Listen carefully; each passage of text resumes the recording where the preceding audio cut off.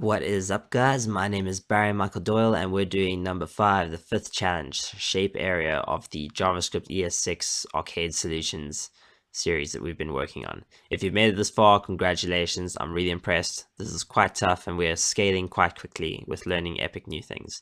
Anyway, let's jump straight into it. Cool, so here we are at the edge of the ocean. We're going to jump into shape area 5.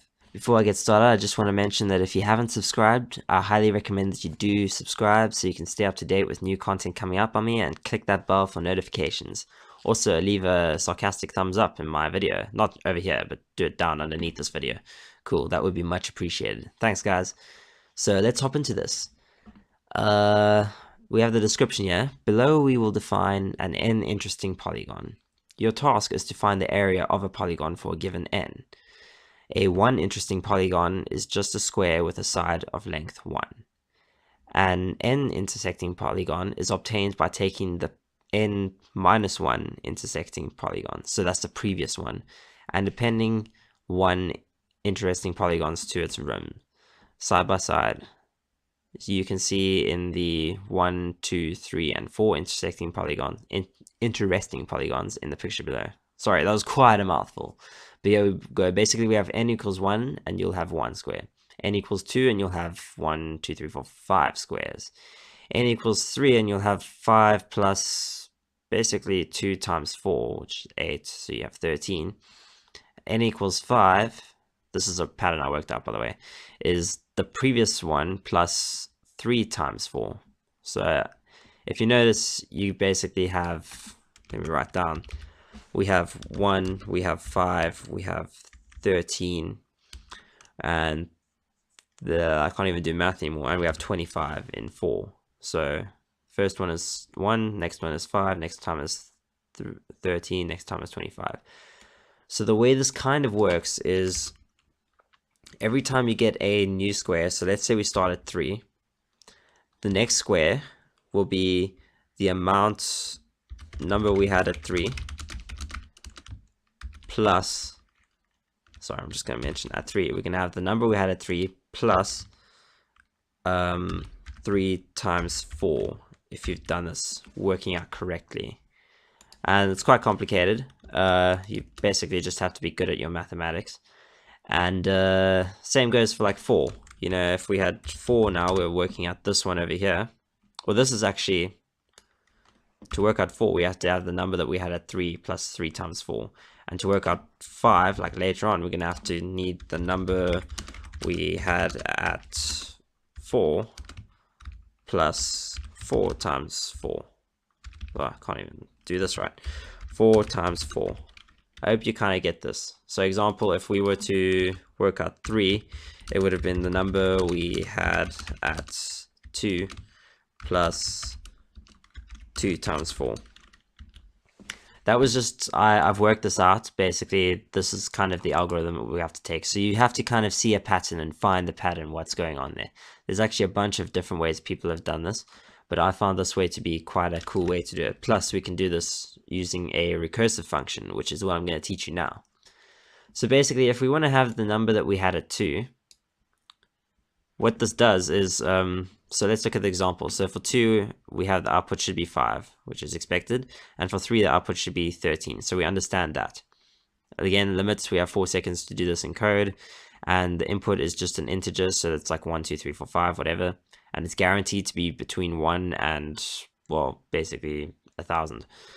It's 10,000, sorry. I can't even do maths anymore.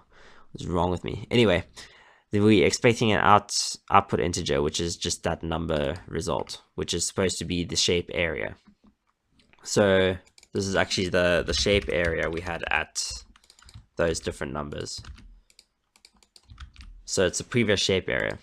So what is the previous shape area? Well, the previous shape area is basically n minus 1. Now, does that make sense to you guys? Let me start by turning this into a ES6 function for us, by the way, just because I think that would be cool. Don't need the brackets there if they're only one thing.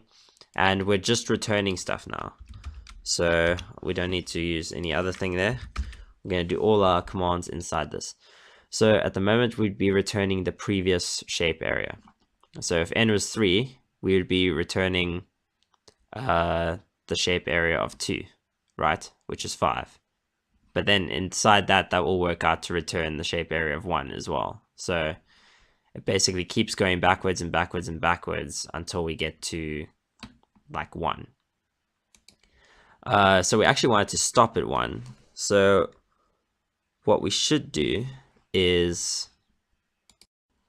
when n is equal to 1, sorry, let me clean this up. We'll do a little if statement. So if n is equal to 1 in this case, because we're going to be going back down and down and down and down all the way to 1. If n reaches 1, we want to say just return 1. And I've already done this conditional statement. And then we'll say otherwise return the shape area n minus 1.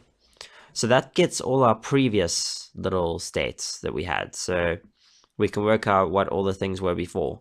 But now for our shape area, we need to add on this little extra part. So the shape area we had at 2 plus our number, the previous number times 4. So in this case, the number is 3. We want to work out n minus 1 times 4. So I'm going to move this to a new line just because it's starting to get a bit big. So this basically just means if n is equal to 1, return 1. Otherwise, we want to go through the shape area. We're doing this whole recursive function. And now I want to add on this extra little bit. So we want to say plus n minus 1. And we need to make sure we get that on its own times 4. Does that make sense to you guys? It's a little bit complicated, but this is just all algorithm things. I can't really simplify this any further. This is as simple as it's going to get. So we get our shape area, we get our number n, which let's say pretend n is 4.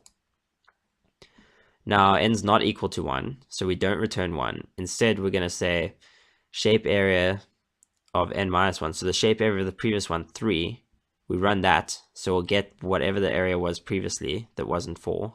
So the shape area of 3, which was, we've already technically worked it out. The shape area of 3 is 13. And we want to, because it just runs through the whole function again to work it out theoretically. And we want to add on 3 times 4. The reason 3, because 3 was the previous number we had. So it's n minus 1 to get that 3 over there times 4. And it's always times 4 all the way up. So you get these numbers incrementing and these ones increment. That's how that works. I don't really know how to explain this any further. It's just you have to really wrap your head about it and think how recursive this is. So it just keeps getting, every time we call this shape area number, it's going to get smaller. So we're going to do shape area of 3, and then that will run this whole function again at 3 and return a number. And then next time we run it, it will return it at 2, and it'll go all the way down again to 1. And then if n is equal to 1, then we just return 1. We don't return n minus 1 because then we get 0 and then we go negative and backwards, and we just keep recurring to it forever. The whole point of having a recurring function is to set an endpoint. We don't want it to run forever and ever and ever. So in this case, the last time we run the shape area n minus 1 is when we run it at 1. So I know this is super complicated, but it's very important that you try grasp recurring functions. And the best way to get this is just through practice. CodeFights gives you the perfect opportunity to make this practice, but I mean, I know it's tough, but this is really cool and good practice. So if you're managing to grasp this concept, then congratulations. You are, I don't know, I don't want to make false stats now, but you're doing pretty well. Anyway, guys, that's it for this video. I'm almost choking myself there. If you haven't liked the video yet, click that little thumbs up, like this video, and subscribe if you haven't done that already, and click the bell. And then also leave comments below if you don't understand it and would like some sort of if there's anything you don't understand here, just leave a comment. I'll try to explain it in text as much as possible, but it's quite tough.